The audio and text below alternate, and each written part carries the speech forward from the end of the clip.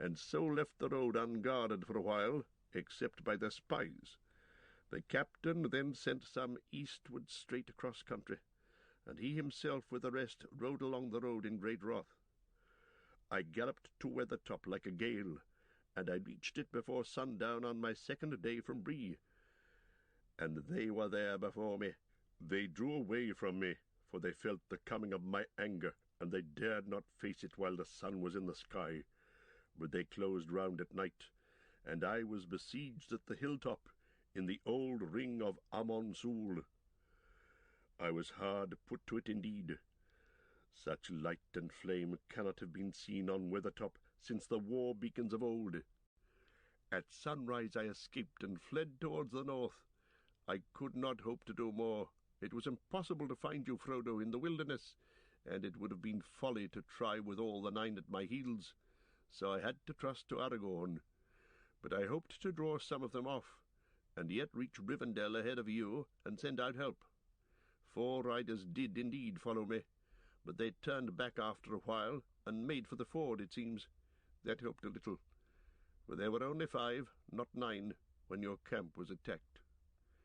I reached here at last by a long, hard road, up the Horwell, and through the Eton moors, and down from the north. It took me nearly 14 days from Weathertop, for I could not ride among the rocks of the Troll Fells, and Shadowfax departed. I sent him back to his master, but a great friendship has grown between us, and if I have need, he will come at my call. But so it was that I came to Rivendell only 3 days before the ring, and news of its peril had already been brought here, which proved well indeed. And that, Frodo, is the end of my account. May Elrond and the others forgive the length of it, but such a thing has not happened before, that Gandalf broke tryst, and did not come when he promised. An account to the ring-bearer of so strange an event was required, I think. Well, the tale is now told, from first to last. Here we all are, and here is the ring, but we have not yet come any nearer to our purpose. What shall we do with it? There was silence.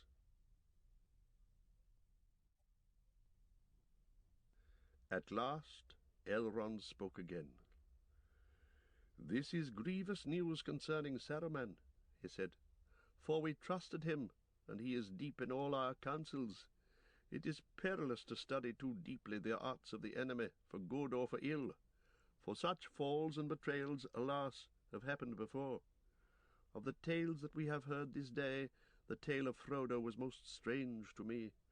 I have known few hobbits, save Bilbo here, and it seems to me that he is perhaps not so alone and singular as I had thought him. The world has changed much since I was last on the westward roads. The Barrow Wights we know by many names, and of the old forest many tales have been told. All that now remains is but an outlier of its northern march. Time was when a squirrel could go from tree to tree, from what is now the Shire to Dunland west of Isengard. In those lands I journeyed once, and many things wild and strange I knew.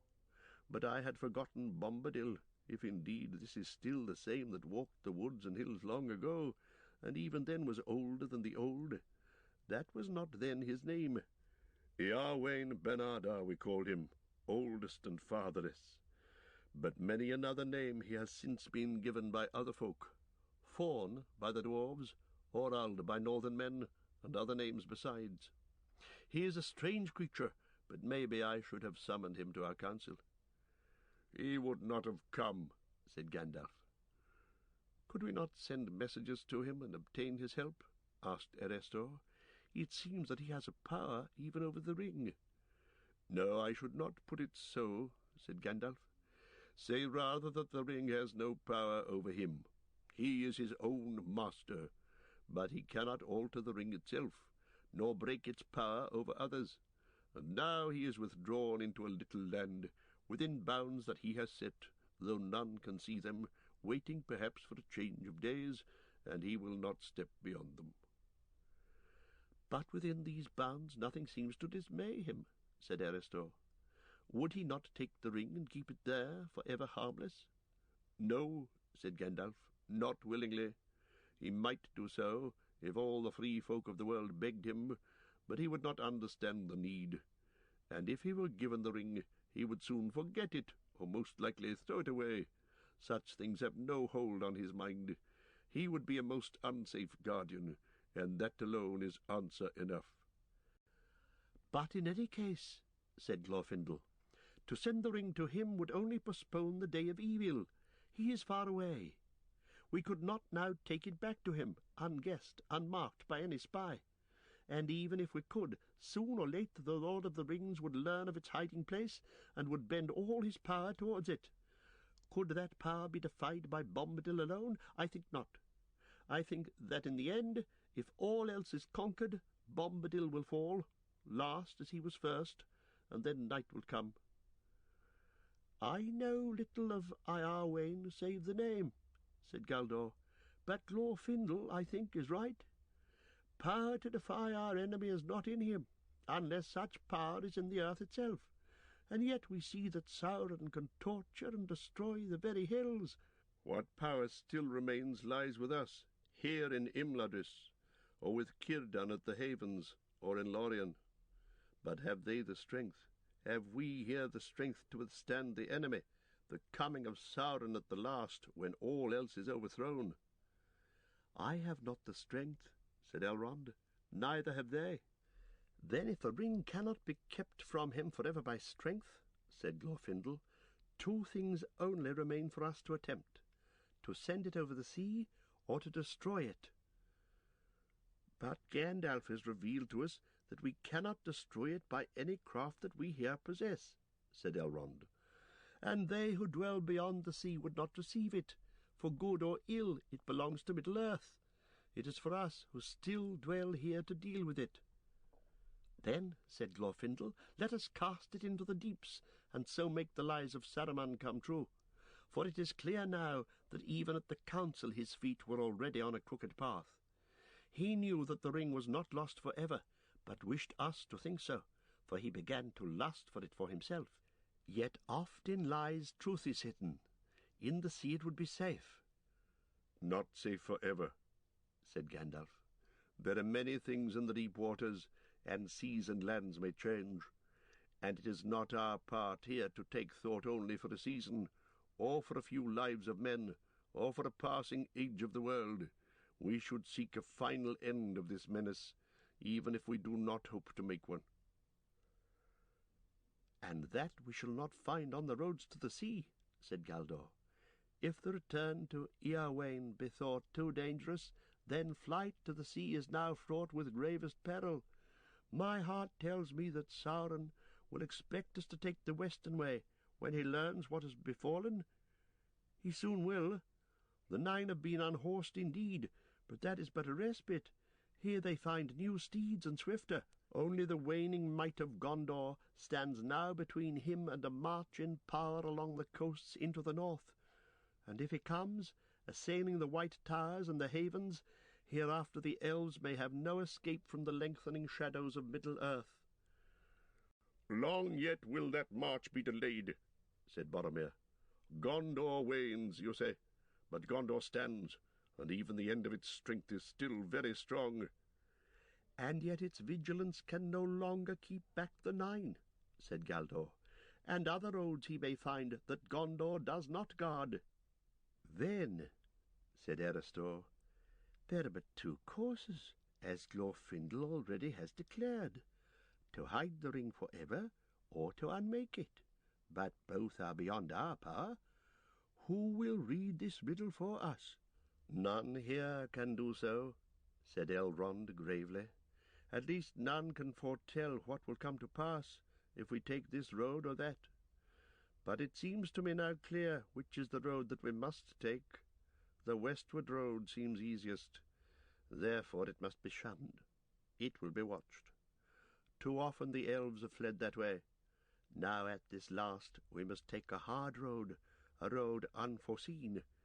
There lies our hope, if hope it be, to walk into peril, to Mordor. We must send the ring to the fire." Silence fell again.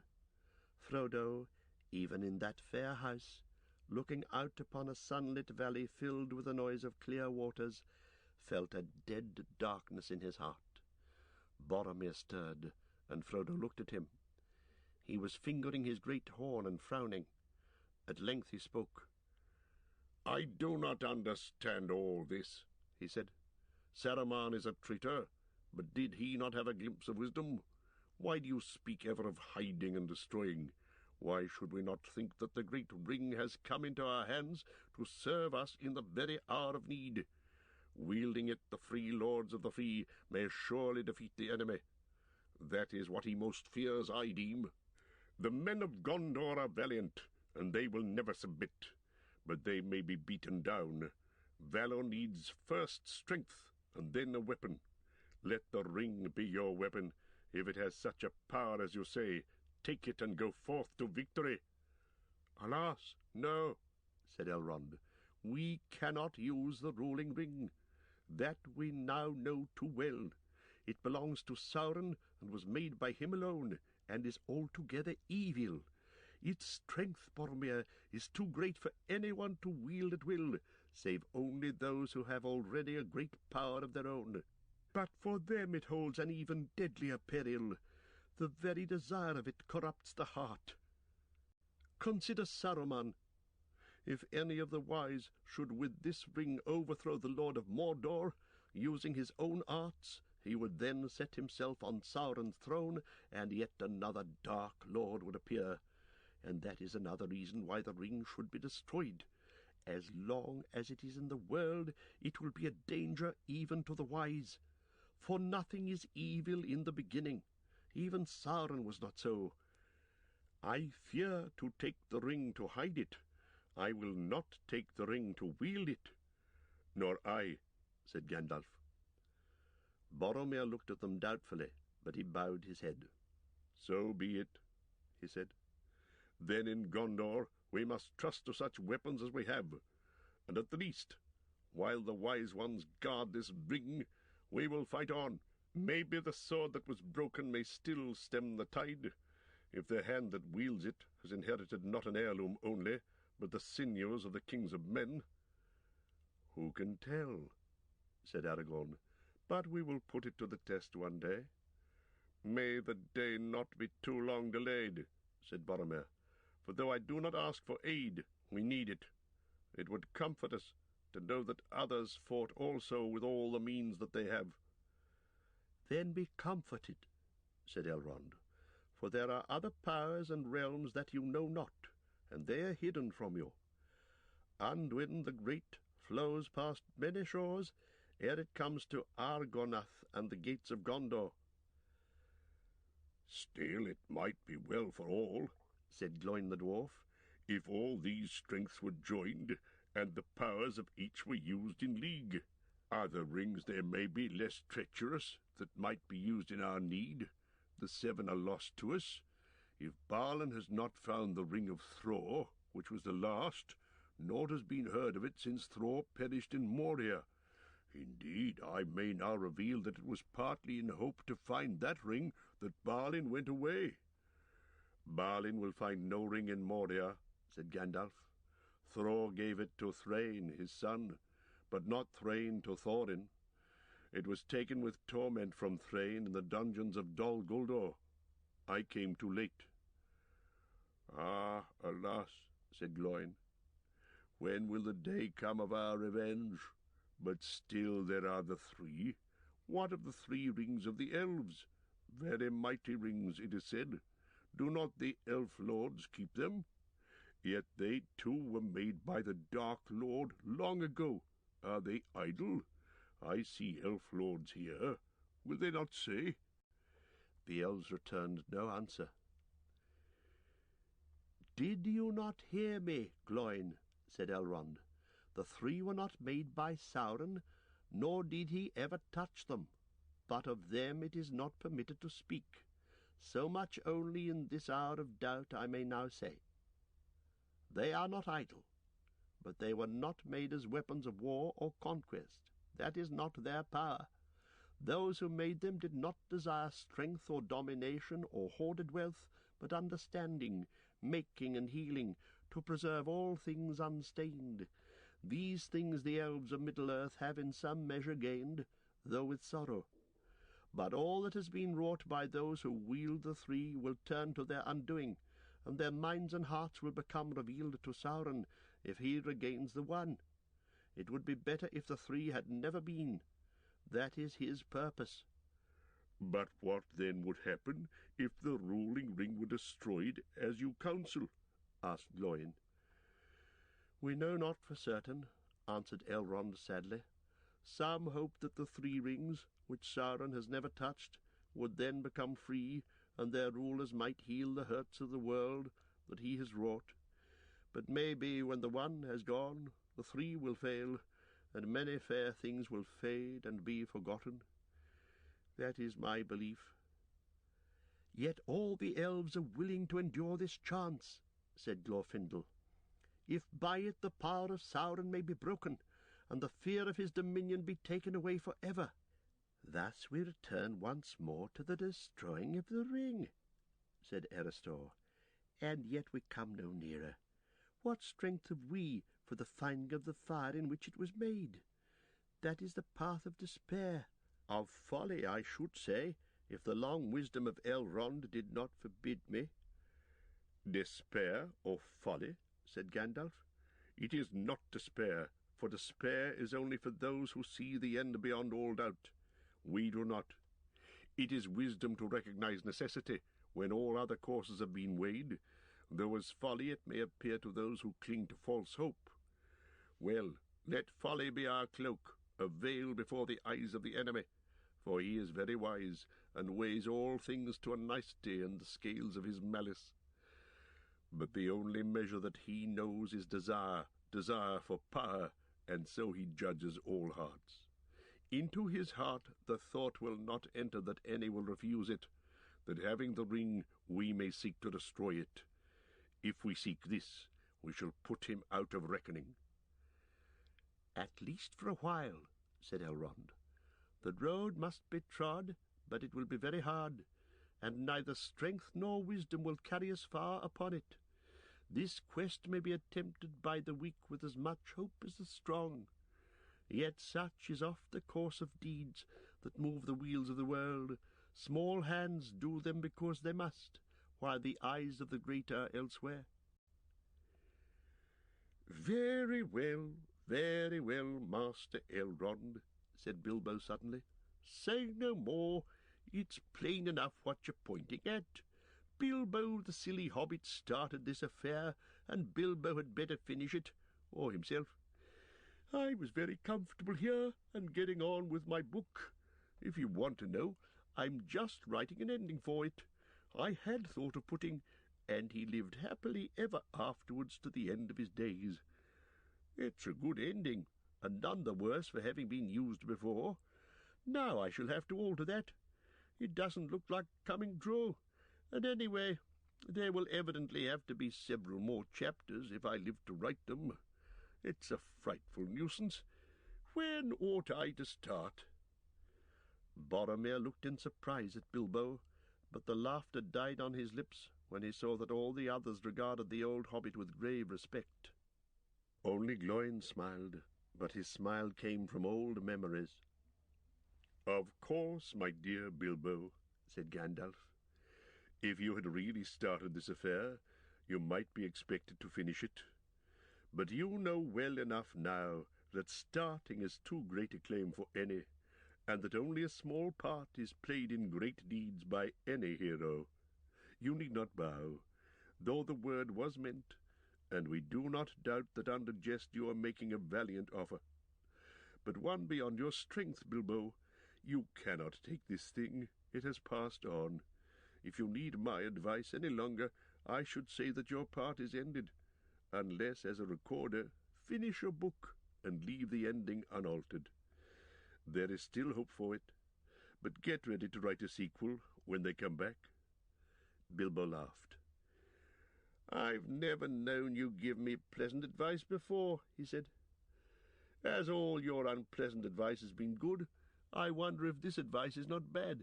Still, I don't suppose I have the strength or luck left to deal with the ring. It's grown, and I have not. But tell me, what do you mean by they?" "The messengers who are sent with the ring." "Exactly. And who are they to be?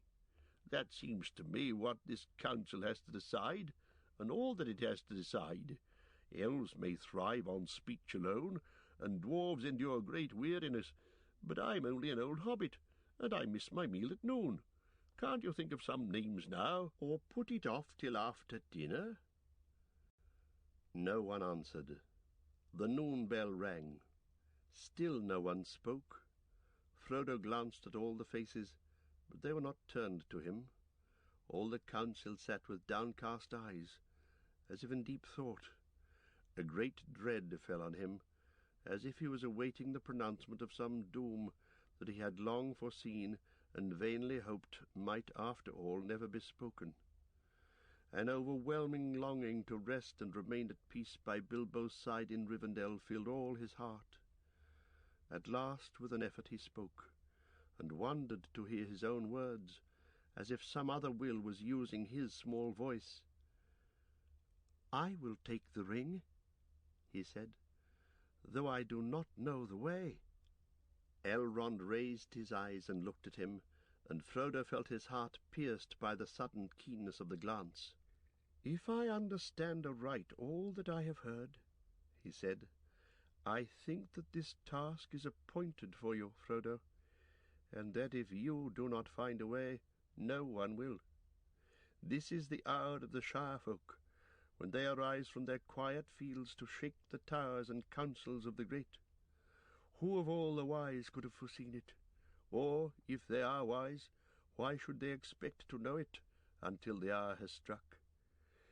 But it is a heavy burden, so heavy that none could lay it on another. I do not lay it on you, but if you take it freely, I will say that your choice is right. And though all the mighty elf friends of old, Hador and Húrin and Túrin and Beren himself, were assembled together, your seat should be among them." "But you won't send him off alone, surely, master?" cried Sam, unable to contain himself any longer, and jumping up from the corner where he had been quietly sitting on the floor.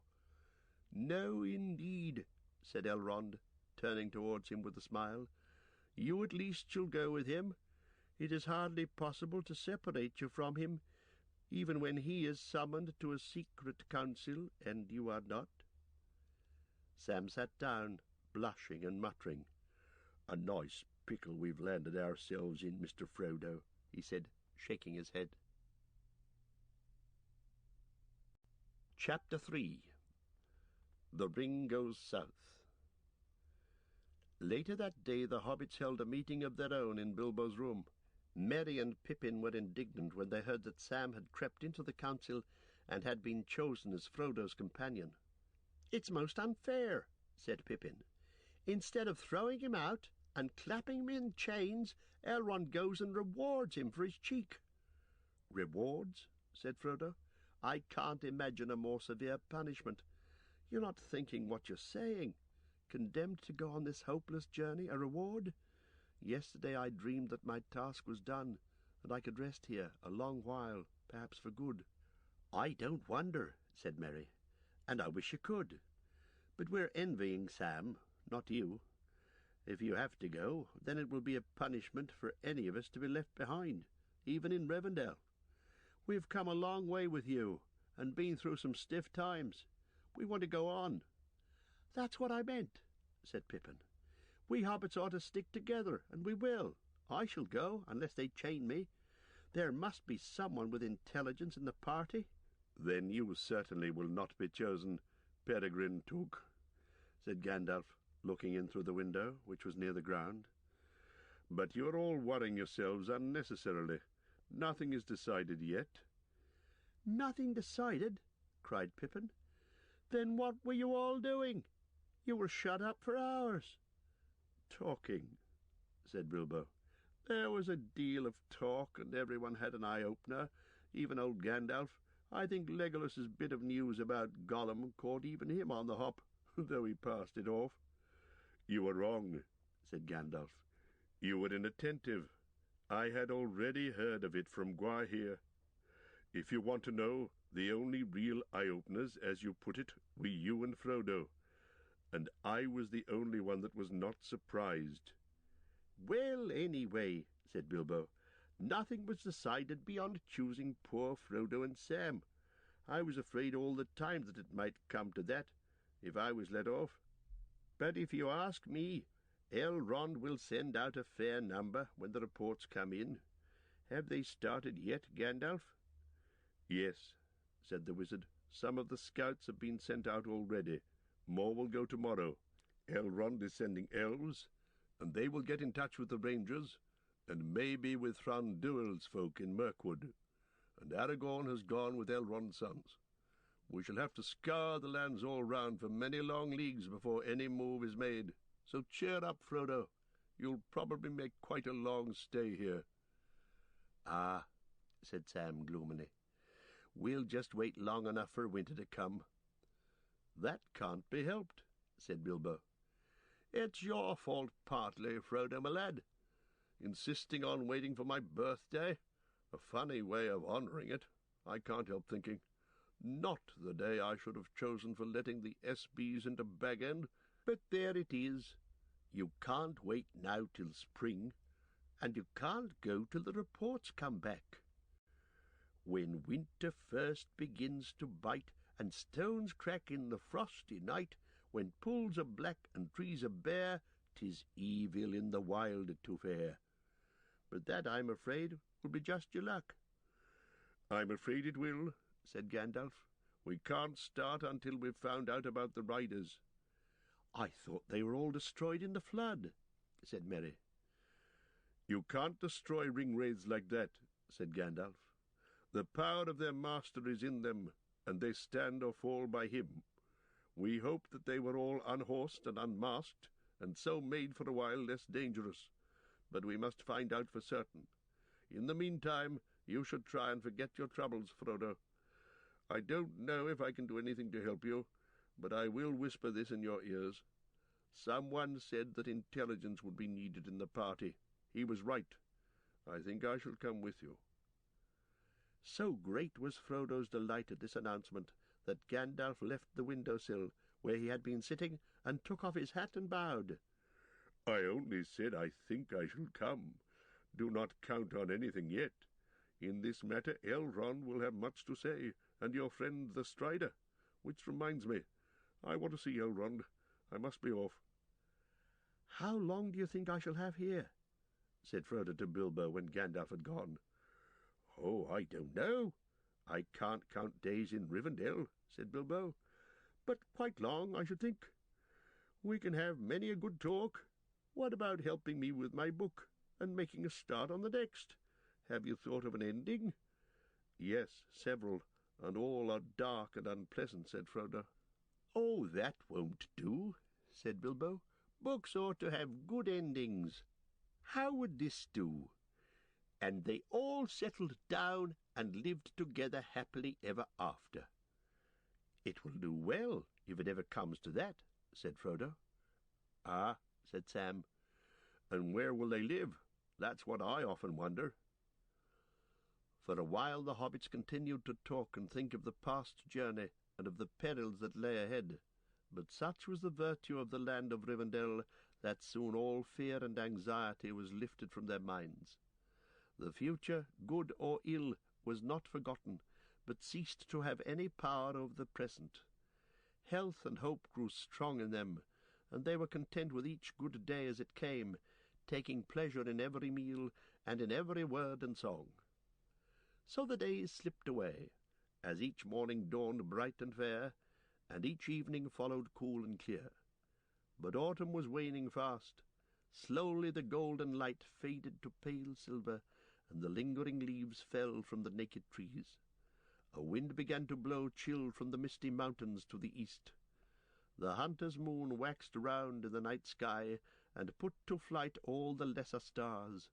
But lo, in the south one star shone red. Every night, as the moon waned again, it shone brighter and brighter. Frodo could see it from his window, deep in the heavens, burning like a watchful eye that glared above the trees on the brink of the valley. The hobbits had been nearly 2 months in the house of Elrond, and November had gone by with the last shreds of autumn, and December was passing when the scouts began to return.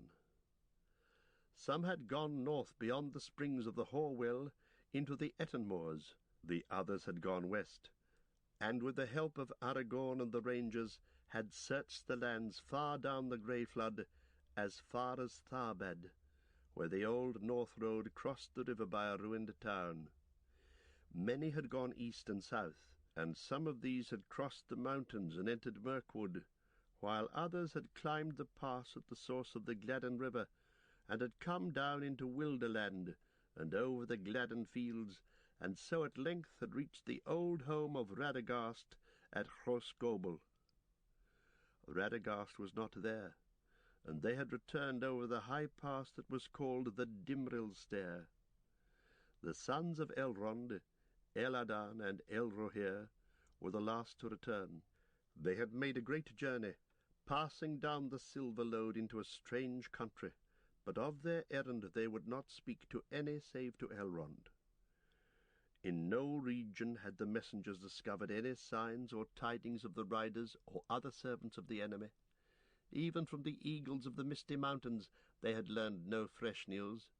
Nothing had been seen or heard of Gollum, but the wild wolves were still gathering, and were hunting again far up the great river. 3 of the black horses had been found at once drowned in the flooded ford. On the rocks of the rapids below it, searchers discovered the bodies of 5 more, and also a long black cloak, slashed and tattered. Of the black riders no other trace was to be seen, and nowhere was their presence to be felt. It seemed that they had vanished from the north. 8 out of the 9 are accounted for at least, said Gandalf. It is rash to be too sure, yet I think that we may hope now that the ring-wraiths were scattered, and have been obliged to return as best they could to their master in Mordor, empty and shapeless. If that is so, it will be some time before they can begin the hunt again.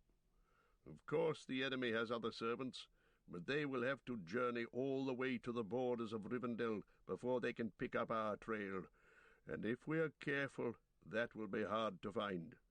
But we must delay no more. Elrond summoned the hobbits to him. He looked gravely at Frodo. "The time has come," he said.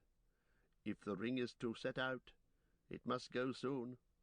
But those who go with it must not count on their errand being aided by war or force. They must pass into the domain of the enemy far from aid. Do you still hold to your word, Frodo, that you will be the ring-bearer?" "I do," said Frodo. "I will go with Sam." "Then I cannot help you much, not even with counsel," said Elrond. "I can foresee very little of your road, and how your task is to be achieved I do not know. The shadow has crept now to the feet of the mountains, and draws nigh even to the borders of Greyflood, and under the shadow all is dark to me. You will meet many foes, some open and some disguised, and you may find friends upon your way when you least look for it. I will send out messages, such as I can contrive, to those whom I know in the wide world, but so perilous are the lands now become that some may well miscarry, or come no quicker than you yourself. And I will choose your companions to go with you, as far as they will or fortune allows. The number must be few, since your hope is in speed and secrecy. Had I a host of elves in armour of the elder days, it would avail little, save to arouse the power of Mordor. The company of the ring shall be 9, and the 9 walkers shall be set against the 9 riders that are evil.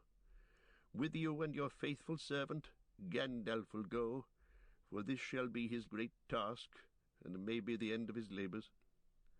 For the rest, they shall represent the other free peoples of the world, elves, dwarves, and men. Legolas shall be for the elves, and Gimli, son of Gloin, for the dwarves. They are willing to go at least to the passes of the mountains, and maybe beyond, For men you shall have Aragorn, son of Arathorn, for the ring of Isildur concerns him closely. Strider, said Frodo. Yes, he said with a smile. I ask leave once again to be your companion, Frodo. I would have begged you to come, said Frodo, only I thought you were going to Minas Tirith with Boromir. I am, said Aragorn, and the sword that was broken shall be reforged ere I set out to war. But your road and our road lie together for many hundreds of miles. Therefore Boromir will also be in the company. He is a valiant man.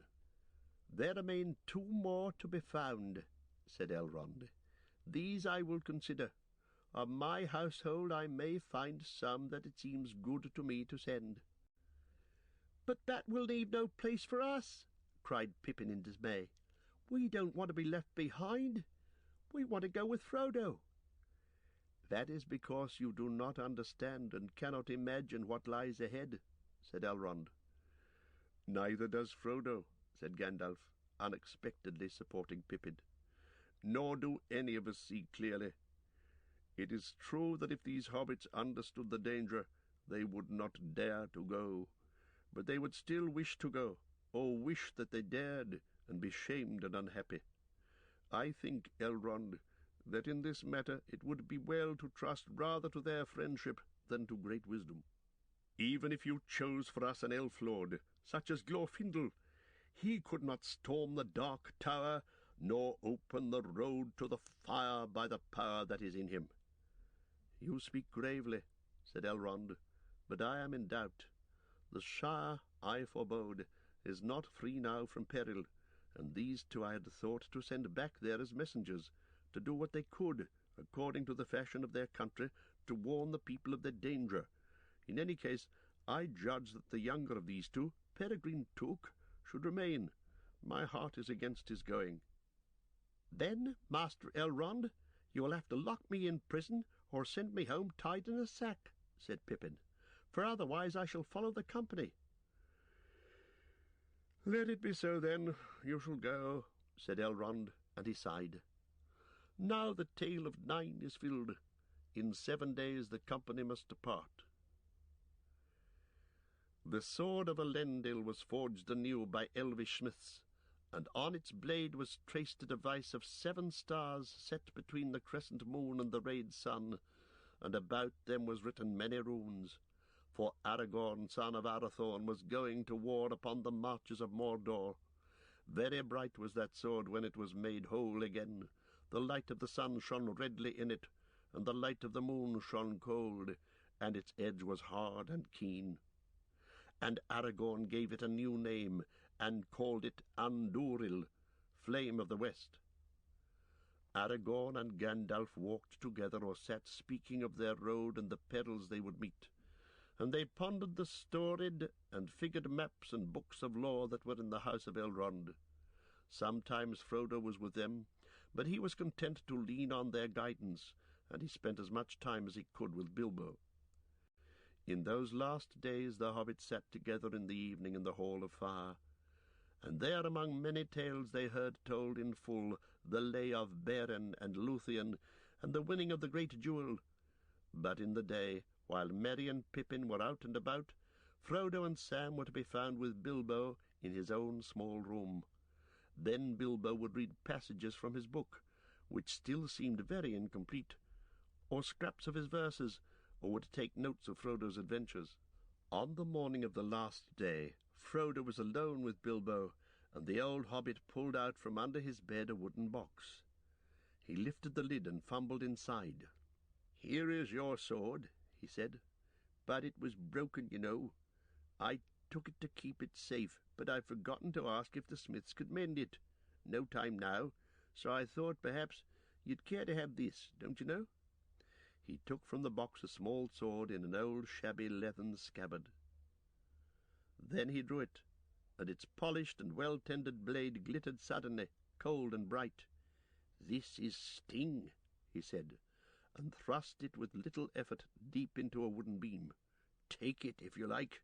I shan't want it again, I expect." Frodo accepted it gratefully. Also there is this, said Bilbo, bringing out a parcel which seemed to be rather heavy for its size. He unwound several folds of old cloth and held up a small shirt of mail. It was close woven of many rings, as supple almost as linen, cold as ice, and harder than steel. It shone like moonlit silver, and was studded with white gems. With it was a belt of pearl and crystal. "It's a pretty thing, isn't it?" said Bilbo, moving it in the light. "And useful. It's my dwarf mail that Thorin gave me. I got it back from Mickle Delving before I started, and packed it with my luggage. I brought all the mementos of my journey away with me, except the ring. But I didn't expect to use this, and I don't need it now, except to look at it sometimes. You hardly feel any weight when you put it on. I should look... Well, I don't think I should look right in it," said Frodo. "Just what I said myself," said Bilbo.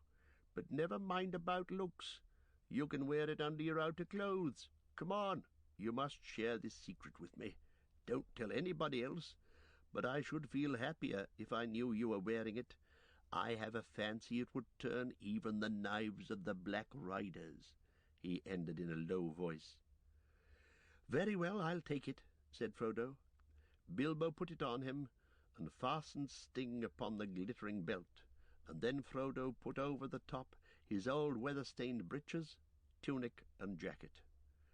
"Just a plain hobbit you look," said Bilbo, "but there is more about you now than appears on the surface. Good luck to you." He turned away and looked out of the windows, trying to hum a tune. "I can't thank you as I should, Bilbo, for this, and for all your past kindnesses," said Frodo. "Don't try," said the old hobbit, turning round and slapping him on the back. "Ow!" he cried. "You're too hard now to slap. But there you are. Hobbits must stick together, and especially Bagginses. All I ask in return is, take as much care of yourself as you can, and bring back all the news you can, and any old songs and tales you can come by. I'll do my best to finish my book before you return. I should like to write the second book, if I'm spared." He broke off and turned to the window again, singing softly, "I sit beside the fire and think of all that I have seen, of meadow flowers and butterflies in summers that have been, of yellow leaves and gossamer in autumns that there were, with morning mist and silver sun and wind upon my hair. I sit beside the fire and think of how the world will be when winter comes without a spring that I shall ever see. For still there are so many things that I have never seen. In every wood, in every spring, there is a different green. I sit beside the fire and think of people long ago, of people who will see a world that I shall never know. But all the while I sit and think of times there were before. I listen for returning feet and voices at the door. It was a cold grey day near the end of December. The east wind was streaming through the bare branches of the trees and seething in the dark pines on the hills. Ragged clouds were hurrying overhead, dark and low. As the cheerless shadows of the early evening began to fall, the company made ready to set out. They were to start at dusk, for Elrond counselled them to journey under cover of night as often as they could until they were far from Rivendell. "You should fear the many eyes of the servants of Sauron," he said. "I do not doubt that news of the discomfiture of the riders has already reached him, and he will be filled with wrath. Soon now his spies on foot and wing will be abroad in the northern lands. Even of the sky above you must beware as you go on your way." The company took little gear of war, for their hope was in secrecy, not in battle. Aragorn had Andúril, but no other weapon, and he went forth clad only in rusty green and brown, as a ranger of the wilderness. Boromir had a long sword, in fashion like Andúril, but of less lineage, and he bore also a shield and his war-horn. "Loud and clear it sounds in the valleys of the hills," he said. "And then let all the foes of Gondor flee." Putting it to his lips, he blew a blast, and the echoes leapt from rock to rock, and all that heard that voice in Rivendell sprang to their feet. "Slow should you be to wind that horn again, Boromir," said Elrond, "until you stand once more on the borders of your land, and dire need is on you." "Maybe," said Boromir, "but always I've let my horn cry at setting forth, and though thereafter we may walk in the shadows, I will not go forth as a thief in the night." Gimli the dwarf alone wore openly a short shirt of steel rings, for dwarves make light of burdens, and in his belt was a broad-bladed axe. Legolas had a bow and a quiver, and at his belt a long white knife.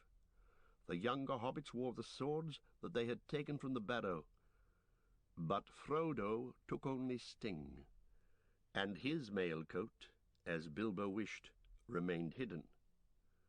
Gandalf bore his staff, but girt at his side was the elven sword Glamdring, the mate of Orcrist, that lay now upon the breast of Thorin under the lonely mountain. All were well furnished by Elrond with thick warm clothes, and they had jackets and cloaks lined with fur. Spare food and clothes and blankets and other needs were laden on a pony, none other than the poor beast that they had brought from Bree. The stay in Rivendell had worked a great wonder of change on him. He was glossy and seemed to have the vigour of youth. It was Sam who had insisted on choosing him, declaring that Bill, as he called him, would pine if he didn't come. "That animal can nearly talk," he said, "and would talk if he stayed here much longer. He gave me a look as plain as Mr. Pippin could speak it. If you don't let me go with you, Sam, I'll follow on my own." So Bill was going as the beast of burden, yet he was the only member of the company that didn't seem depressed.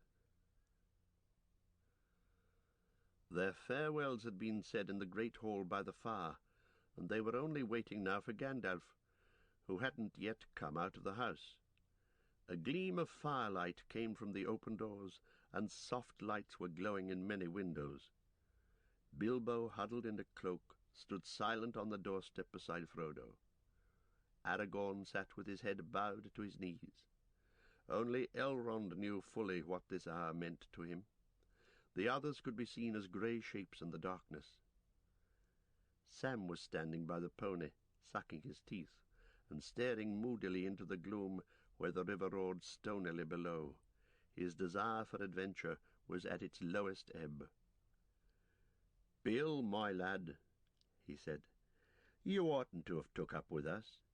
You could have stayed here and ate the best hay till the new grass comes." Bill swished his tail and said nothing. Sam eased the pack on his shoulders and went over anxiously in his mind all the things that he had stowed in it, wondering if he had forgotten anything. His chief treasure, his cooking gear, and the little box of salt that he always carried and refilled when he could, a good supply of pipeweed, but not near enough, I'll warrant, flint and tinder, woolen hose, linen, various small belongings of his master's that Frodo had forgotten and Sam had stowed to bring them out in triumph when they were called for. He went through them all. "Rope," he muttered. "No rope. And only last night you said to yourself, 'Sam, what about a bit of rope? You'll want it if you haven't got it.' Well, I'll want it. I can't get it now." At that moment Elrond came out with Gandalf, and he called the company to him. "This is my last word," he said in a low voice. "The ring-bearer is setting out on the quest of Mount Doom. On him alone is any charge laid, neither to cast away the ring, nor to deliver it to any servant of the enemy, nor indeed to let any handle it, save members of the company and the council, and only then in gravest need. The others go with him as free companions to help him on his way. You may tarry, or come back, or turn aside into other paths, as chance allows. The further you go, the less easy will it be to withdraw, yet no oath or bond is laid on you to go further than you will. For you do not yet know the strength of your hearts, and you cannot foresee what each may meet upon the road." "Faithless is he that says farewell when the road darkens," said Gimli. "Maybe," said Elrond, "but let him not vow to walk in the dark who has not seen the nightfall." "Yet sworn word may strengthen quaking heart," said Gimli. "Or break it," said Elrond. "Look not too far ahead, but go now with good hearts. Farewell, and may the blessing of elves and men and all free folk go with you. May the stars shine upon your faces." Good luck," cried Bilbo, stuttering with the cold. "I don't suppose you'll be able to keep a diary, Frodo, my lad, but I shall expect a full account when you get back, and don't be too long. Farewell." Many others of Elrond's household stood in the shadows and watched them go, bidding them farewell with soft voices. There was no laughter, and no song or music. At last they turned away and faded silently into the dusk. They crossed the bridge and wound slowly up the long steep paths that led out of the cloven vale of Rivendell, and they came at length to the high moor where the wind hissed through the heather. Then, with one glance at the last homely house twinkling below them, they strode away far into the night. At the ford of Bruinen they left the road, and turning southwards, went on by narrow paths among the folded lands. Their purpose was to hold this course west of the mountains for many miles and days. The country was much rougher and more barren than in the green vale of the great river in Wilderland on the other side of the range, and their going would be slow, but they hoped in this way to escape the notice of unfriendly eyes. The spies of Sauron had hitherto seldom been seen in this empty country, and the paths were little known except to the people of Rivendell. Gandalf walked in front, and with him went Aragorn, who knew the land even in the dark. The others were in file behind, and Legolas, whose eyes were keen, was the rear guard. The first part of their journey was hard and dreary, and Frodo remembered little of it, save the wind. For many sunless days an icy blast came from the mountains in the east, and no garment seemed able to keep out its searching fingers. Though the company was well clad, they seldom felt warm, either moving or at rest.